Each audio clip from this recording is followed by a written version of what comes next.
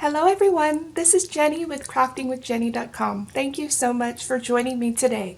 So for today's project, we're going to be using one of the new stamp sets from the new annual catalog. Now, if you haven't received your copy of the catalog yet, go ahead and visit me at craftingwithjenny.com. There is a tab in the upper menu that says request a catalog. If you don't have a demonstrator already, I would love to send you a new catalog. So let's get started with today's project. So as you can see, this is, I think, a pretty cute birthday card. Whenever I make birthday cards, I try to make them as gender neutral as I possibly can.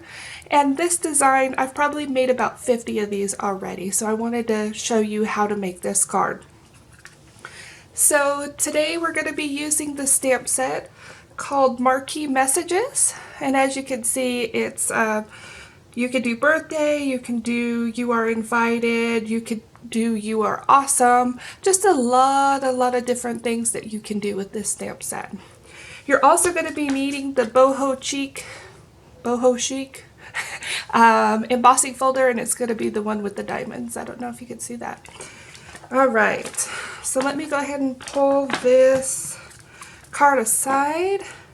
Now, as far as cardstock goes, you are going to be needing a card base in basic black, 2 panels of Whisper White. You're also going to be needing some Tempting Turquoise, crushed curry, and some real red. Now, are you going to need as big of pieces as I have here? No. Go ahead and visit my blog post for this card. It's going to be under Marquee Messages Birthday. And I figure since we're already making one birthday card, we might as well make a few. So that's why I just pulled out regular pieces of cardstock. All right, so let's pull this aside. Now we're only going to be using one ink color today, and that's going to be your basic black archival ink pad. So let's get started. I'm going to bring in my Marquee, and you can see it's already pretty stained. I have used it an awful lot. Okay, so let's ink it up really good. Now, something I've noticed with this ink, especially after your stamps are a little bit stained, you can't see so much where the wet ink is. So I just make sure I go like really crazy with it and just do as much as I can. Now for these stamps and this ink, you're going to want to keep pressure on it for about 10 seconds. Move your hands around a little bit just to make sure you have a nice crisp image. Okay, so now that we got that, we want to add It's Your to this stamped image. And what's great about this is this sentiment, if you line it up just right, the curve of the R is going to be right about where the arrow is. So it lines up pretty nicely. So again, hold it 5-10 seconds, something like that, and then pop it up. Okay, so I'm going to set this one aside. We're going to do all our stamping first, and then we're going to cut out the images. All right, so we're going to bring in the Marquee stamp again, and for this one, you only really want to ink up the arrow because that's the part of the card that we're actually going to be popping up. So, and you know, I'll just go ahead and pop this down.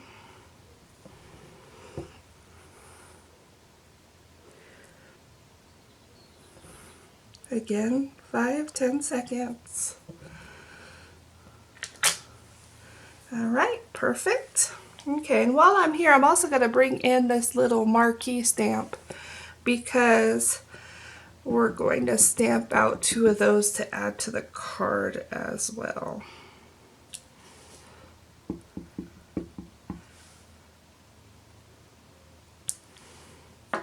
right, perfect. Okay, now you're going to want to bring in a piece of scrap paper, grid paper.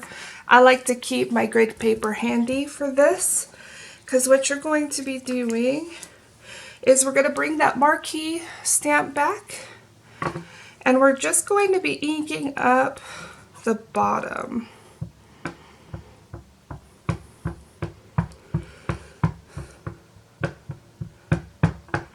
Okay, and then let's stamp that down. And the same thing, hold it down 5-10 seconds. You also, for these photopolymer stamps, you want to stamp on kind of a cushy surface. So whether that's you're stamping up Pierce mat or even a magazine or folded up paper towels underneath would work just fine. Okay, now we need to bring in our birthday sentiment, so I'm going to ink that one up. And we're going to line this up and stamp down.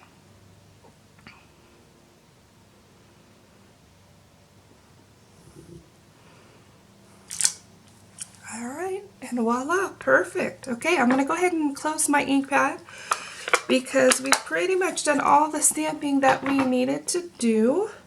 I'm going to set those aside. I'm going to bring in my Tempting Turquoise, because this is going to be the base of everything. You want to get out your paper snips or a really sharp pair of scissors. Now this technique, I want to say, is called paper piecing, and it's a little bit of fussy cutting, but I think this card looks so good that I didn't mind really cutting it, and the images are pretty blocky, so there's not a lot of cuts that need to be made. So you're just going to go through and make some cuts, and because I've done so many of these, I kind of have already figured out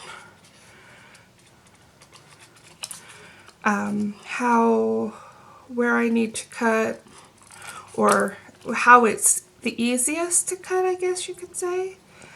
Okay, so, and I just kind of cut off as I go using the, you know, your spare piece of paper or your grid mat to kind of catch all those pieces. That way you can just roll up that piece of paper and take it over to the trash can and you don't get a bunch of pieces all over the floor. Alright. So I hope you guys have all had a chance to look through your brand new catalog if you have one. I don't know about you, but I think this annual catalog is probably the best I've seen the whole time I've been a demonstrator with Stampin' Up! So I was really excited. We were able to buy some products early, so that, but this stamp set actually I got for free for going to the Onstage event. And for those of you who don't know, the Onstage event is a demonstrator only event, and it's a whole lot of fun. If you enjoy using Stampin' Up! Products and you have a wish list longer than, I'd say, probably $100 worth, it is really in your best, you know, in your best interest to become a demonstrator, get your starter kit, and save some money. Although I'm perfectly happy making commission off of what you buy, I'd rather you save some money and join my team. So, okay, so what you'll notice is there's a lot of little bumps here, and in the original card, I cut those out. You don't have to. I think it looks just fine like this. But, you know, do whatever makes you feel comfortable. But I will give you a little bit of a tip. So when I do these, remember, move your paper not your scissors. And I only cut in, so I cut around and down. I cut around and down, and you know what? This doesn't need to be super precise because I'm going to show you a little tip that actually will make this card look a lot more finished and refined. Now, for those of you who don't know, I actually have my own handmade greeting card line, and this is one of the cards that I've made for it. And I tell you, this one has sold out quicker than almost any other card I think I've ever made. So, okay, so you cut in on all of those, not being too super precise, and then you come back in and just cut up. Nobody's gonna look and make sure, oh, you know what, she cut a little bit too far, oh, look, there's a mistake, you know. They're gonna be just so blown away by the design that they're not gonna pick apart the little mistakes that you see. And you know what, it's a handmade card. It's not that big a deal. Okay, so then you go through and pull those little pieces out. Okay, so there you go, there's the base. I'm gonna make a pile. Now I'm gonna bring back in that yellow piece of paper. And we're just gonna cut out these. Now save these scraps because you will be able to get a lot more marquee stars and arrows on that piece. I just stamped as much as I could on the front and cut out everything I could, and then flipped it over and stamped more because nobody's going to see the back of it. It's going to be all set down, so all right. And then I'm going to go straight down with this one.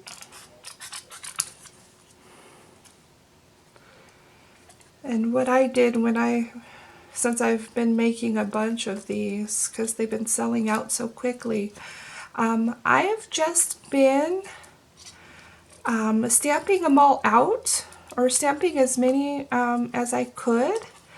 And then while I'm sitting, I don't know, watching YouTube videos, or, you know, watching TV, or, you know, somewhere where I'm not really, you know, too much having to pay attention, I can just go ahead and fussy cut all this stuff out, and it's super easy. Okay, let's bring in that last piece here. Oh, and I forgot to cut out my stars. Don't worry, I'll go back to that. And I kind of do the major, I don't know, the major lines. And then I kind of go back and, you know, cut in on these. And again, you don't have to be super precise with it. I just cut, you know, kind of up to the line, just because I don't really want a border, and you could always do a border around it. That would be okay. All right, and let's cut this off. Now I promise you will get into a rhythm and it will go much quicker. I don't think I'm doing a very good job showing you guys how quick it actually can be. But if it was a real intricate image, I would not recommend fussy cutting because I don't have the patience for that. But I think this one looks so much better with the different colors. Instead of coloring it in, I like the nice bold colors. That's kind of where I stayed with it. Okay, so these ones, you know, do the best you can with them. I know they're kind of tiny. And again, you don't have to have this little accent. I just thought it made the birthday greeting pop. But I'll show you what it looks like before we put the stars on and after. And you know what? You do what, when you make this card, you do what looks right to you. Okay, there was that one. Now let's do this one. And sometimes I like to just cut around, like point to point, and then just cut in. That way I'm making, you know, as straight of cuts as possible. But you'll see some people are much better with scissors than others. I think people just have a lot more practice than I do. Alright, oops. It's okay. Oh no. Alright, and the last corner. Okay, so while you're here, I want you to bring in your basic black Stampin' Write marker, and I'm going to show you a trick that I think is really amazing. I don't know where I picked it up at. I'm sure another YouTube video, but because right now it kind of looks unfinished. So what you're going to want to do is come from the back with the marker and just kind of finish off the edges. Oops, and see, that's exactly why we come from the back, because I seem to always draw on the back of the paper. So use the point to get into the corners.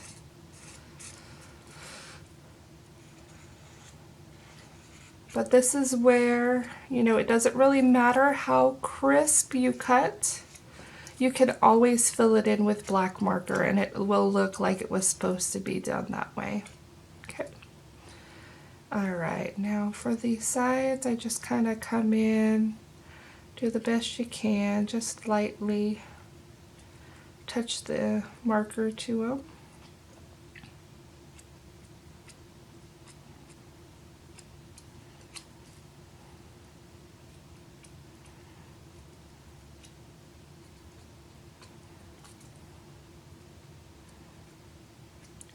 Want to give it a finished off kind of look instead of. Alright, so there you go. Let's bring in the. Oh, I see I missed a spot here, but that's okay. Let's bring our scissors back in. Get it off. Alright. And then just. You could really kind of tell how it looks on the yellow.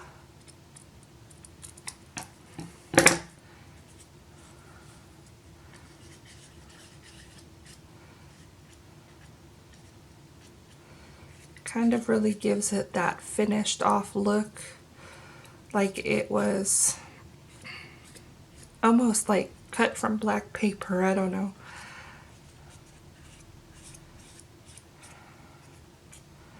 And then if any of your images actually didn't stamp out that well, you know, you don't need to restamp it. All you have to do is take your marker to it. Like if the birthday didn't stamp out so well, you could just go in and, you know, add some ink to that and it'll look like it's stamped perfectly. So this basic black marker is really a handy marker to have. Alright, I just love the way it looks after you've added the black to it. And then if there's a piece you didn't cut off but you don't really want to mess with it, just color it in. I'm all about things being super easy.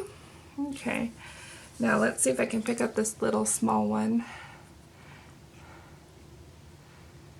I think if you're gonna do any of these, like color in the sides, definitely the stars, because they're really, you know, light against everything else, and it's really going to stand out. And especially if you cut off a majority of the black line like, you know, I did here, you just kind of fake like you didn't do that. Okay, there we go. Okay, I'm going to pull these pieces off and close up my marker because I am going to pull this piece of paper off and throw it in the trash. Okay, since we have all our pieces done, we need to bring in our Big Shot so that we can go ahead and emboss our back panel.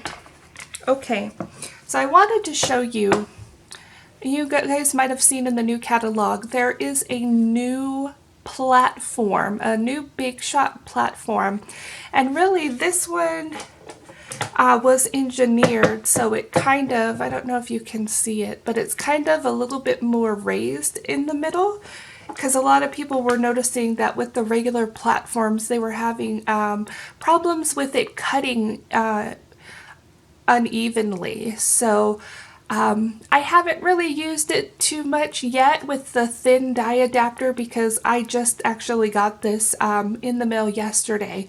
But I have used the regular platform to do the embossing, and I have to say I really do like it. I don't like fussing with all of the tabs on the regular platform, so I don't know, that's just kind of me. I just get kind of lazy sometimes when I am crafting. So you're going to go ahead and put your piece of paper in your embossing folder, build your sandwich, and crank it through.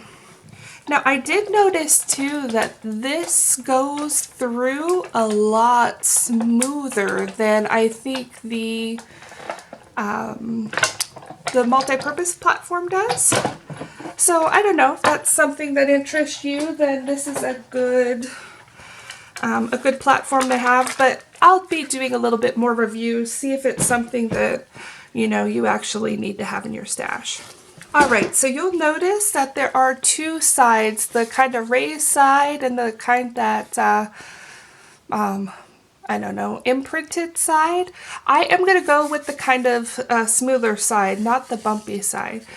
But for whenever I do attach an embossed panel to the card, I always use Tombow glue because, you know, the paper is kind of warped and bent already. So I want to give it every encouragement to stick down to my paper. Now, snail does work, but I like the wiggle room that I get with the Tombow glue. So, all right, let me make sure I'm putting this right down where I need to. Okay, so that's all the glue you need, if you could see that. I know some people have a hard time using Tombow glue, getting it everywhere because it's a liquid glue, but you just use it and play with it and things will go your way. Alright, so I'm going to kind of move this around. Oops. See, sometimes you get a whole lot of wiggle room. Alright. And I think that's as good as it's going to get. So then I just kind of smooth down the edges a little bit. Kind of encourage them to go down. Okay.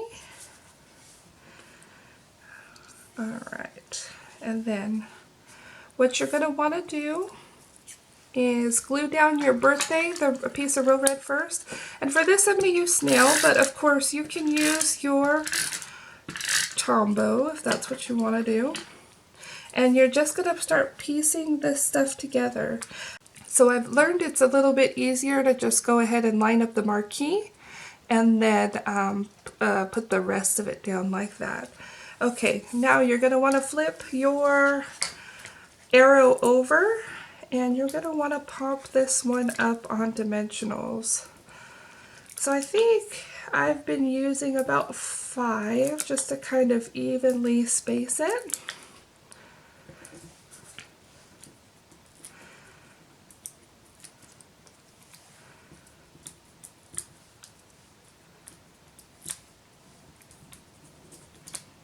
Alright, there we go. Alright, and then you're going to want to line up your arrow and the corner there. Alright, see? Already, that looks awesome, right? And so you don't really need to add the yellow stars, but it's up to you. Alright, so before I put down the yellow stars, I am just going to cover the back with dimensionals. Because I like the dimension. I mean, it's a marquee sign after all, so. And I'm probably going to go a little bit overkill on the dimensionals, but if you're sending this in the mail, it sometimes has a tendency to get crushed if you only use a few. So go ahead and use those dimensionals. Don't be scared. There's always more, right? Okay. So what I do next is I line it up on my paper, or your grid mat, your grid paper, and then you want to go 2 lines down, 1 line over, kind of, because that is going to be about the middle. You could tell I put a lot of these together because I wanted to be sure they were as in the middle as possible. Okay, so you see, there you go. So 2 lines down, 1 line over, so it's like, what, a 1/2 inch, 1 inch, 1 inch, 1/2 inch, there you go. Okay, so next, you're going to pull your tombow back in, and I just actually put a dot in the middle of the marquee, and then I bring these things in here and do the best I can getting them into place. I kind of bring my bone folder in to kind of move it around. There we go. And then this one as well.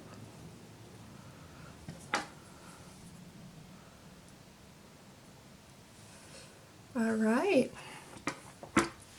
And there you have it.